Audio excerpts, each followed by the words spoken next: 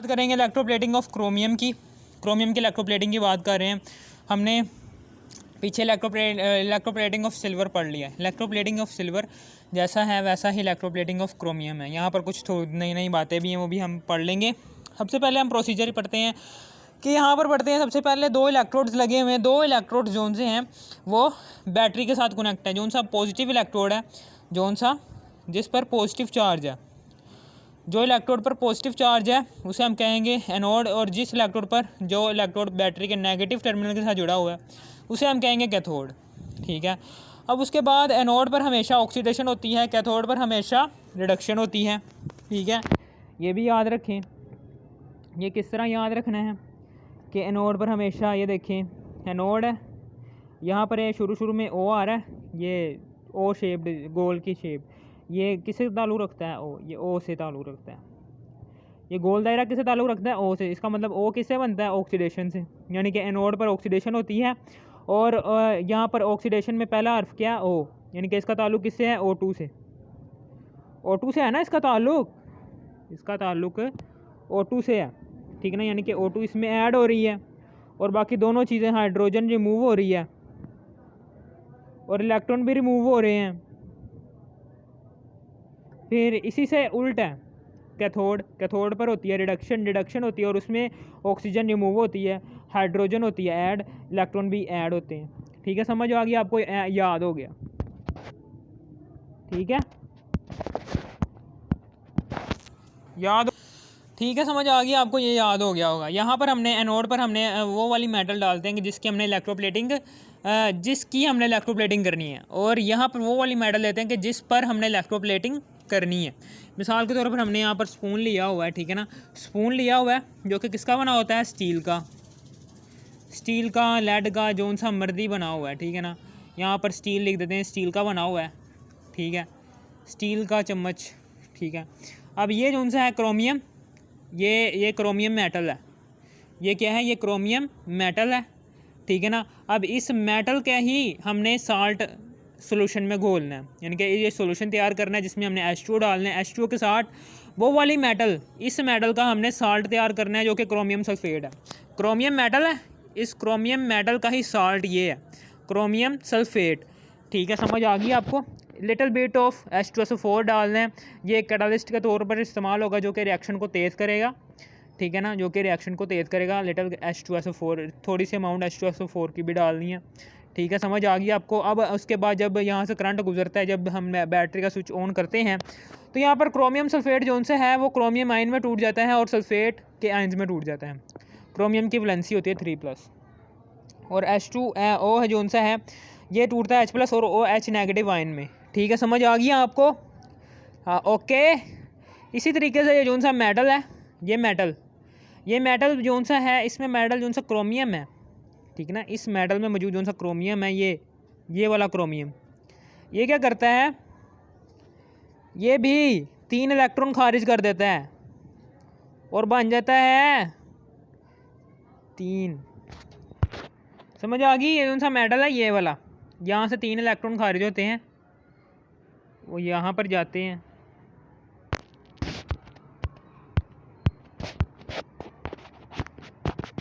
ठीक है, यहाँ से 3। ठीक है, समझ आ गई? ये क्रोमियम है, क्रोमियम ने 3 इलेक्ट्रॉन निकाले। क्रोमियम ने कितने इलेक्ट्रॉन निकाले? 3। ठीक है, जैसे ही 3 इलेक्ट्रॉन निकाले, इस पर क्या चार्ज आ गया? ये।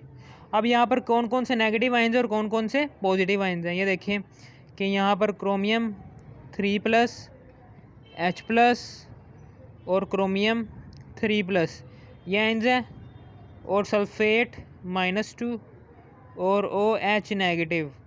ये क्या है? ये हमारे पास क्या है? ये हमारे पास नेगेटिव आयन्स है, और ये हमारे पास पॉजिटिव आयन्स हैं। ठीक है, समझ आ गई? अब एक और बात है, ये बात याद रखने। एक और बात है जी, एंटीमोनियल लेड। एक लफ्ज़ आया एंटीमोनियल लेड का। एंटीमोनियल लेड, ये किताब के अंदर एक लफ्ज़ है, इसका मतलब क्या है? एंटीमोनियल लेड का मतलब ये है कि इसमें लेड भी है, फिर टिन भी है इसमें एंटीमोनिया ठीक है ना, एंटीमोनियल भी है इसमें, ये देखें, ठीक है, समझ आ गई आपको। इसे हम स्टीबियम भी कहते हैं, स्टीबियम भी है, जिंक भी है, निकल भी है, ठीक है ना, ये सारे ही हैं इसमें, ये सारे ही हैं इसमें, ये सारे जो उनसे, और ये सारे मिलकर ये एंटीमोनियल लेड बनाते हैं। ये क्यों बनाते हैं? क्योंकि ये देखिए जो सा सॉफ्ट, जो सा आम लेड होता है ना, आम लेड जो सा होता है, प्योर लेड की बात कर रहा हूँ, कि जिसके साथ कोई भी मेटल नहीं होता, वो क्या होता है? सॉफ्ट। जैसे ही ये सारे मेटल्स, ठीक है ना, लेड के साथ मिलते हैं ना, तो ये क्या बन जाता है? हार्डेस्ट मेटल बन जाता है, हार्ड। ये जल्दी से टूटता नहीं है, ब्रेक नहीं होता, ठीक है ना, हार्ड मेटल बन जाता है। समझ आ गई आपको? पहले सॉफ्ट था, अब इसमें हार्ड बन गया। मैं ये क्यों बता रहा हूँ? क्योंकि जो सा एंटीमोनियल लेड है ना, ये एनोड का बना होता है। एनोड जो सा होता है ना, ये एनोड, ये एंटीमोनियल लेड का बना होता है, ठीक है ना, एंटीमोनियल लेड का बना होता है, और इसके ऊपर ही क्रोमियम लगा होता है, ठीक है ना। अब ये क्रोमियम और एंटीमोनियल लेड बना होता है, ठीक है, समझ आ गई आपको? एनोड जो सा है वो एंटीमोनियल लेड का बना होता है, ना कि प्योर लेड का। अगर प्योर लेड बनी होगी तो सॉफ्ट होगा, वो जल्दी से पानी के अंदर रिएक्शन कर लेगा, ठीक है ना। समझ आ गई आपको? ये आहिस्ता आहिस्ता से ब्रेक होगा, ठीक है ना, समझ आ गई आपको? एंटीमोनियल लेड हमने इसलिए बनाया ताकि एनोड जो सा है, हमने एनोड में एंटीमोनियल लेड इसलिए इस्तेमाल किया है ताकि ये जो सा एनोड है ये पिघले ना। जैसे सॉफ्ट है, जब अगर ये प्योर लेड होगा जिसके साथ कोई भी मेटल नहीं होगी, तो वो पिघल जाएगा जल्दी से इसके साथ भी चला जाएगा। यानी कि एंटीमोनियल लेड जब आएगा ना, एनोड जब बना होगा एंटीमोनियल लेड का, ये हार्ड होगा। ये हार्ड होने की वजह से सबसे पहले कौन जाएगा? क्रोमियम। इसके ऊपर लगा हुआ क्रोमियम आयंस में तब्दील होगा, जबकि ये हार्ड होने की वजह से ये आयंस में तब्दील नहीं होगा, जिसकी वजह से सोल्यूशन में डिस्टर्बेंस क्रिएट नहीं होगी, रिएक्शंस अपनी अपनी जगह पर होते रहेंगे, ठीक है, समझ आ गई आपको? ये हार्ड होता है, ये सॉफ्ट होता है। ये सॉफ्ट होने की वजह से हम ये एनोड नहीं बनाते, ये हार्ड होने की वजह से हम एनोड इसका बनाते हैं, एंटीमोनियल लेड का। इससे हम कहते हैं एंटीमोनियल, ठीक है, समझ आ गई? अब उसके बाद एनोड पर हमेशा ऑक्सीडेशन होती है, जिसकी वजह से यहाँ पर OH नेगेटिव जोन सा है, इसके 4 बनते हैं, 4 जोन से आयंस हैं हाइड्रोक्सल के, वो जाते हैं H2O की तरफ, ठीक है, और फिर ऑक्सीजन भी इधर ही आता है, और फिर उसके बाद 4 इलेक्ट्रॉन्स जो से हैं वो खारिज होते हैं, ठीक है, समझ आ गई आपको? ये होता है किसमें? एनोड पर रिएक्शन। एनोड पर रिएक्शन हो रहा है, ये समझ आ गई? ओके, एनोड पर रिएक्शन हो गया। इसमें इसमें क्या होता है? ये हाइड्रोक्सल है, ठीक है ना, ये ऐसे है कि हाइड्रोक्सल के ऊपर नेगेटिव चार्ज कब आएगा? जब इसने 1 इलेक्ट्रॉन लिया होगा, यानी कि इसका मतलब कि 1 इलेक्ट्रॉन ये, 1 इलेक्ट्रॉन ये, और 6 ये, 6 7 8 हो गए ना, 8 इलेक्ट्रॉन, ठीक है ना, समझ आ गई आपको? अब क्या होगा कि ये OH नेगेटिव है, जैसे ही ये अपना एक इलेक्ट्रॉन देंगे सारे, भला कौन सा 1 इलेक्ट्रॉन दे रहे हैं? ये नेगेटिव वाला। ये नेगेटिव वाला जैसे ही 1 इलेक्ट्रॉन दे देंगे, इसके ऊपर क्या चार्ज आ जाएगा? इसके ऊपर ये क्या हो जाएंगे, ठीक है ना, ये हो जाएंगे हाइड्रोक्सल। अब क्या हो गया? फ्री रेडिकल बन गया, ठीक है, समझ आ गई आपको?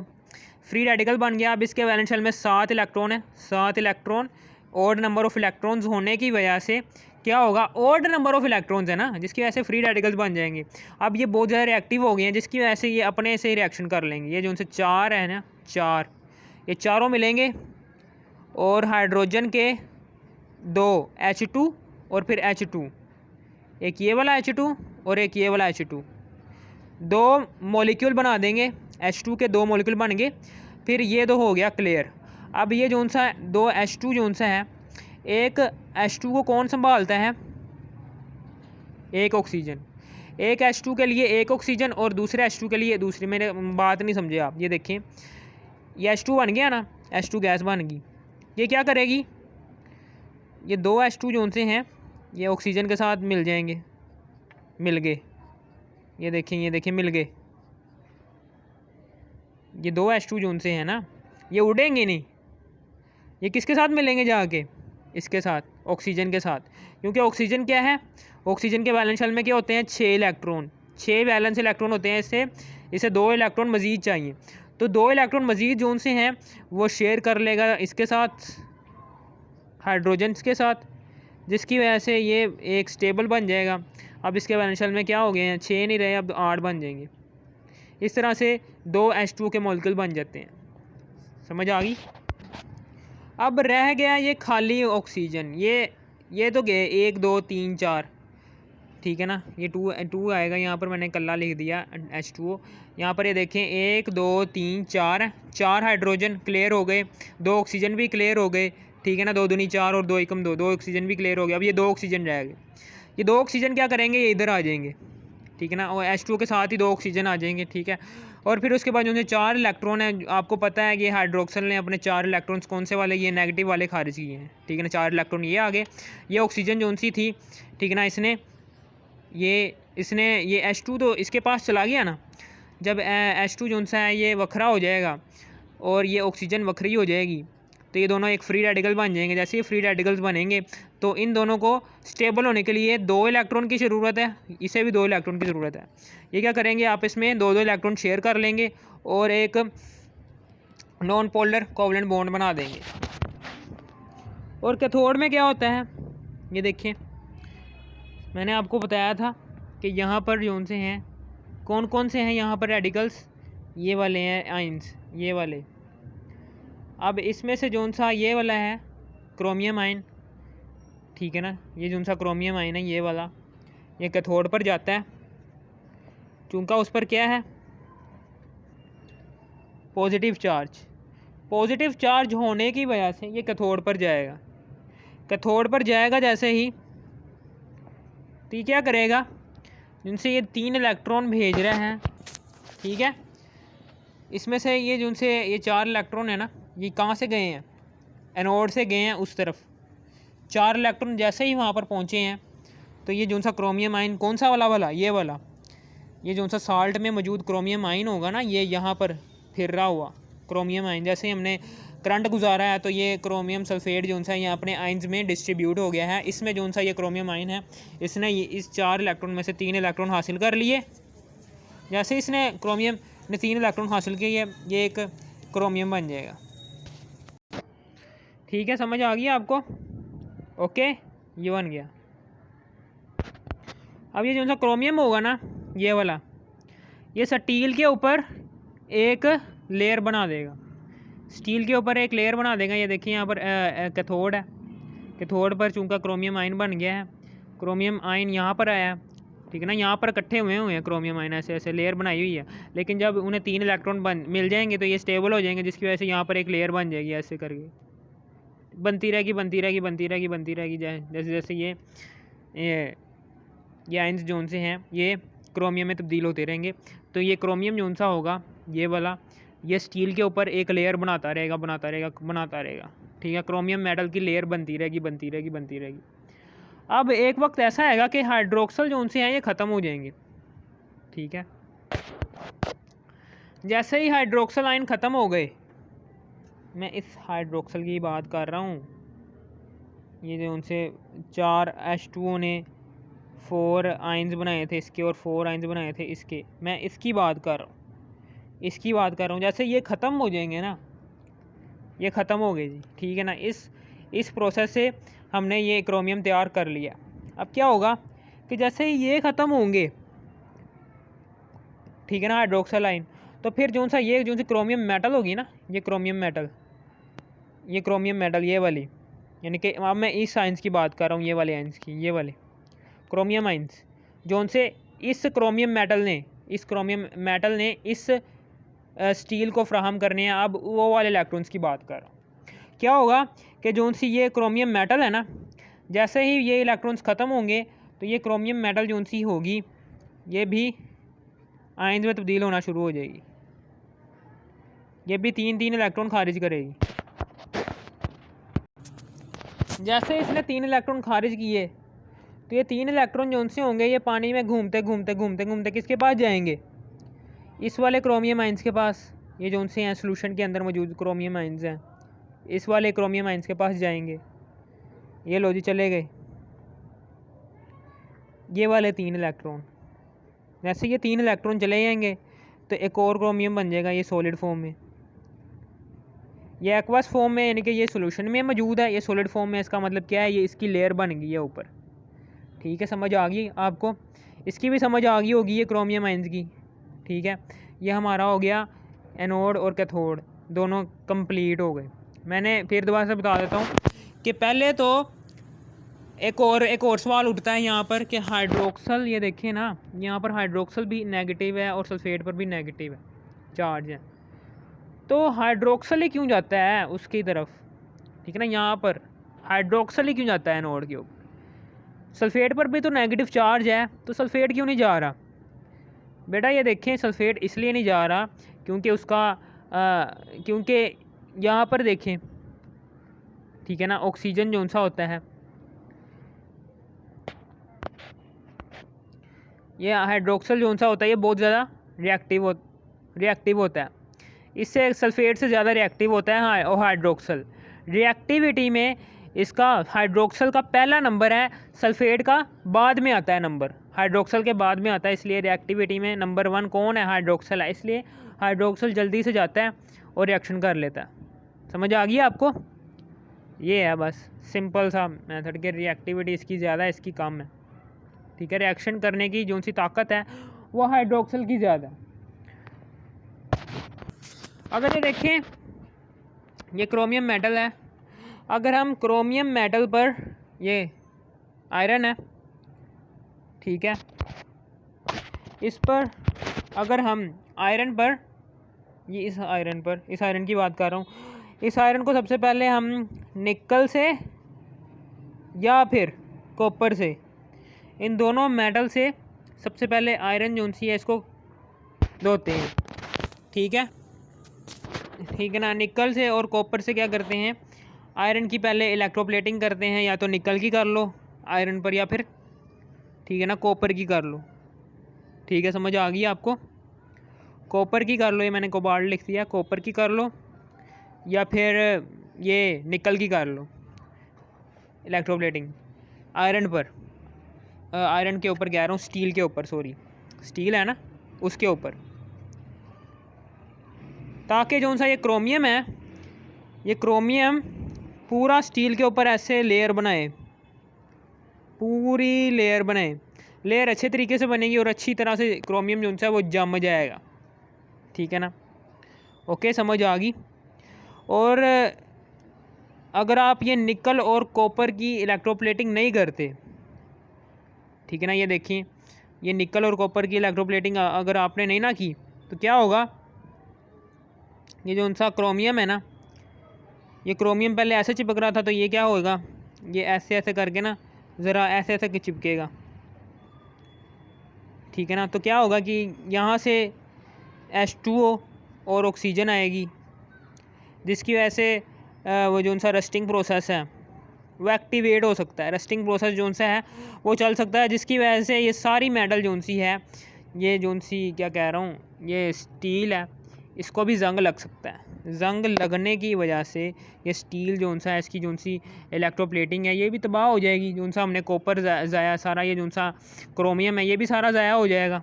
ये जो सा क्रोमियम की लेयर बनी हुई है ना, ये भी सारी ज़ाया हो जाएगी, पैसे भी सारे ज़ाया हो जाएंगे।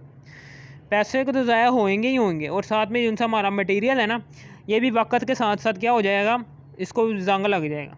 ठीक है ना, जंग लगने की वजह से क्या हो जाएगा, हमारा मटेरियल, पैसे सारे बर्बाद हो जाएंगे। इसलिए हम क्या करते हैं, सबसे पहले स्टील पर निकल या फिर कॉपर की इलेक्ट्रोप्लेटिंग करते हैं, फिर बाद में क्रोमियम की करते हैं, ताकि जो सा ये स्टील है ना, ये स्टील क्रोमियम को पकड़ता नहीं है जल्दी से। अगर निकल और कॉपर की करेंगे तो ये जो सा क्रोमियम, ये जो स्टील है ना, ये पकड़ेगा वगैरह।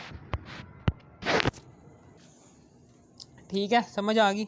फिर इसी तरीके से आयरन पर भी सबसे पहले हम निकल और कॉपर की करेंगे इलेक्ट्रोप्लेटिंग, और फिर बाद में हम क्रोमियम आयरन पर भी चढ़ाएंगे। ठीक है, समझ आ गई आपको? ये है। एंटीमोनियल लेड का ही क्यों बनाते हैं हम?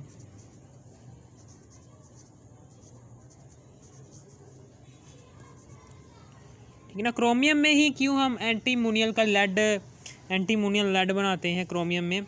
ठीक है ना, एंटीमोनियल लेड होता है साथ में क्रोमियम होता है, ठीक है ना। जौन सा ये क्रोमियम जौन सा है, ठीक है ना, ये जब ये क्या होता है, हार्ड होता है, ठीक है ना। क्रोमियम क्या करता है, ये हार्डेस्ट, ये इसकी वजह से एंटीमोनियल लेड की वजह से, ठीक है ना, इसकी वजह से क्या होता है, इसकी वजह से वो हार्डनेस जौन सी होती है, सरफेस की हार्डनेस, जौन सी सरफेस की हार्डनेस आती है ना यहाँ पर, जैसे ये क्रोमियम चिपकता है ना, ये ऐसे करके इसकी दीवारों पर ऐसे ऐसे करके चिपकता है ना, तो सिर्फ़ और सिर्फ एंटीमोनियल लेड की वजह से ये जौन सी हार्डनेस आती है ना इस पर, ये भी मैं बताना भूल गया था कि हार्डनेस जौन सी होती है, ये लेड के ऊपर, ये जौन सी आयरन के स्टील के ऊपर जौन सी हार्डनेस आ रही है, स्टील के ऊपर जौन सी ये क्रोमियम की हार्डनेस आ रही है, वो किसकी वजह से आ रही है, इसकी वजह से, एंटीमोनियल लेड की वजह से ये हार्डनेस फ्राहम कर रहा है, ठीक है ना। ये क्रोमियम को ये चिपका के रख रहा है। जब आप सॉफ्ट लेड यूज़ करेंगे तो वो